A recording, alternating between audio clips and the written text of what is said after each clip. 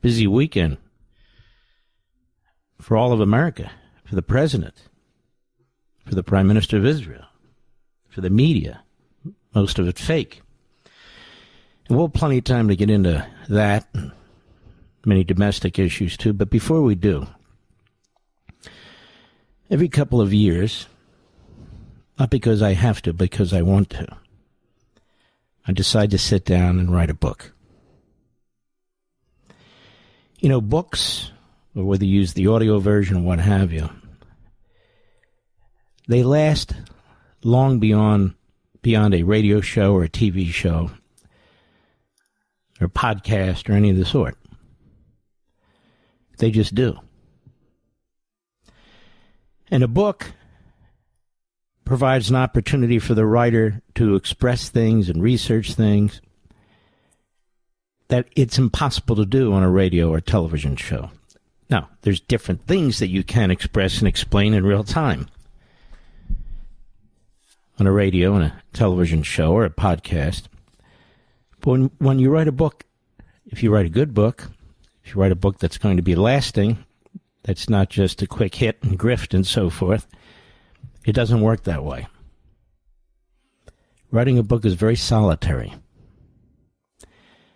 And I've told you before, when I write a book, I think of you. That is, what you might be interested in, what I feel maybe you should know. It's a completely different format. It's a completely different approach. Now, everybody's brain is complicated. It kicks into gear one way when you're at home and you're relaxed. It kicks into gear another way when you're at work. Kicks into gear yet a different way when you're, let's say, going to school or reading books, as an example. It's the way it is. People are not one-dimensional. They're multidimensional. You're multidimensional. Whatever you do, it doesn't matter. You're multidimensional. And you know what I mean. So I've written, you know what, I didn't even count. I think 10 books I've written. 10 books. On a myriad of subjects. First book I ever wrote was about the Supreme Court, Men in Black. I didn't want to call it Men in Black. The publisher at the time, Regnery, insisted on it. I said, well, that's the name of a movie. But Men in Black, even though Sandra Day O'Connor was on the court, and last time I understood she was a woman. I wanted to call it Judicial Tyranny, but it didn't matter. It was the same thing. The next book I wrote, I didn't intend to write, was called Rescuing Sprite. About our wonderful dog and dogs and the event of having to put him to sleep and the impact it had on our family. And the third book I wrote turned out to be a blockbuster, Liberty and Tyranny. It was a book I wanted to write for 20 years. And it came out simultaneously with the Tea Party movement. One fueled the other. I won't go down the long list. The last book I wrote, of course, is The Democrat Party Hates America. It's the longest book I've ever written. Almost 100,000 words, give or take. But the book before that, during the pandemic, was called American Marxism, a very, very important book, which sold almost 1.4 million copies. You know, it's very interesting. The publishing industry is very flat right now. Very flat. Fewer and fewer people want to read. The audio element of books is doing quite well. People are in their cars or you're busy. Maybe you have to go to something that bores you and you put the plugs in your ears and you listen. Or you have a long drive during the holiday. Myself, I like to have a book. A hardback book. That's just me. I got to thinking. I've written books about liberty. I've written books about philosophy. One overlaps the other, as they must. Really, they're books that flow seriatim, intentionally so. So if you put aside the first two books, Men in Black and Rescuing Sprite, all the other books sort of fit like a puzzle. As I said, the last book was The Democrat Party Hates America. Now, there was a boycott of the book at several retail outlets, and that's too bad, because it's everything you ever wanted to know about the Democrat Party. But I got to thinking. And when I get to thinking, I keep a little pad here and there, and I write little notes to myself. I got to thinking. You and I together, we've explored liberty. We've explored unalienable rights. But as I got to thinking, I realized this is crucially important, liberty and unalienable rights. That's our declaration. For many people, that's our faith. But when I write about liberty and when I write about unalienable rights, I often have to talk about tyranny. Crucially important, again, liberty, rights, and tyranny.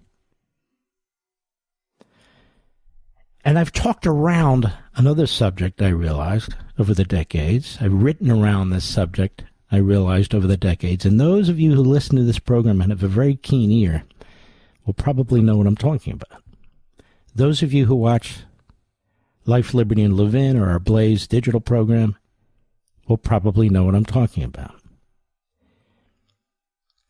It's a word, it's a subject that each and every one of you have to deal with each and every day. It's a matter that can be discussed psychologically, ideologically, philosophically, and in the context of the civil society, the context of politics and government. What is this word? It's power. Power. And so the book is called On Power. On Power.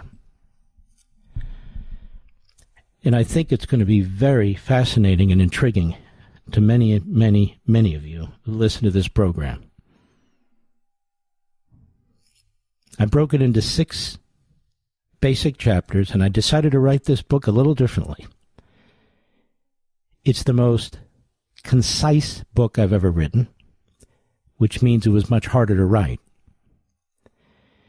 It has the least amount of second-party or third-party quotes in it, even though there are some in there, because I want to always give credit to sources if I got an idea or thought from another source. I believe that's the ethical and moral thing to do. But there's not hundreds of endnotes. I spoke to the publisher and I said, I want the book to be more compact, easier to carry, put in a purse, put in a glove compartment, so we did that.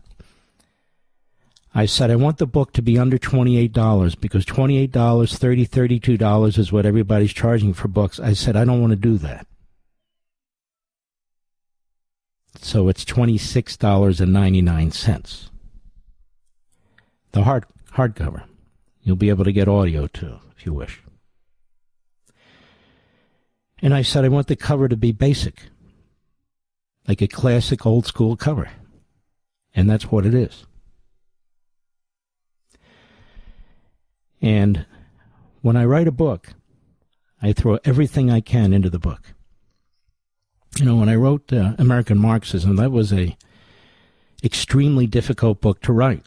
And so you know, and I'll get into the substance in a minute. I'm not allowed to tell you all about the substance, but I always kind of diss the publisher and give you more information than I'm supposed to, and I'm going to do that tonight and in some of the preceding weeks. What happens, I write the book.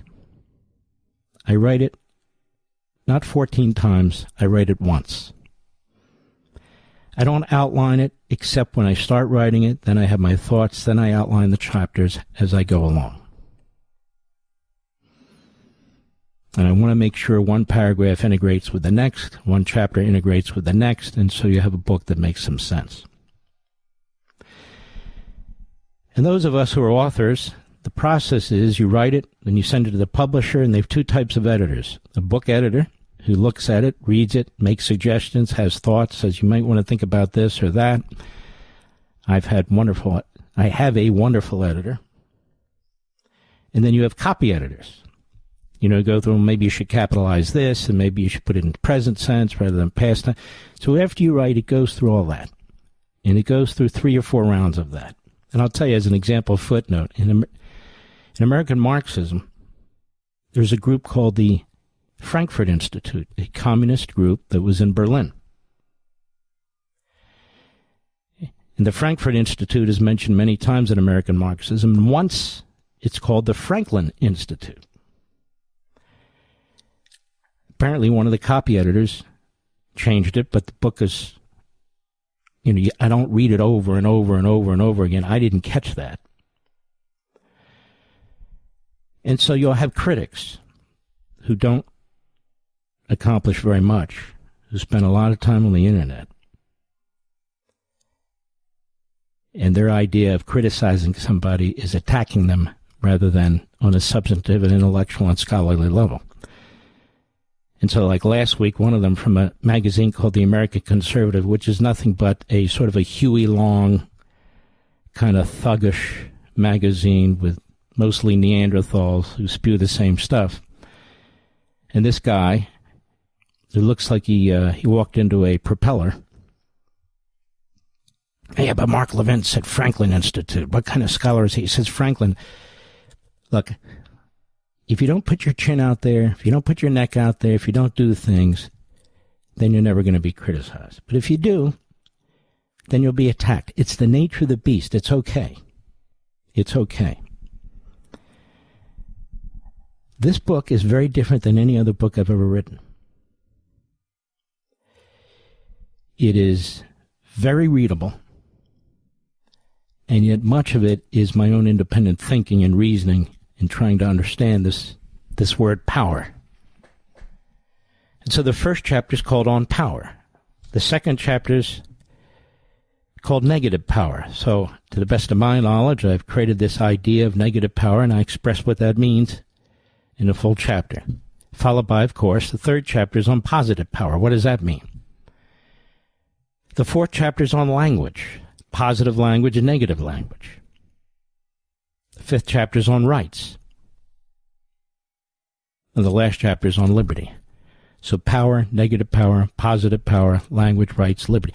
And you're thinking, you're in the car, maybe you're sitting at the dinner table, and you say, what the hell does this have to do with me? It has everything to do with you.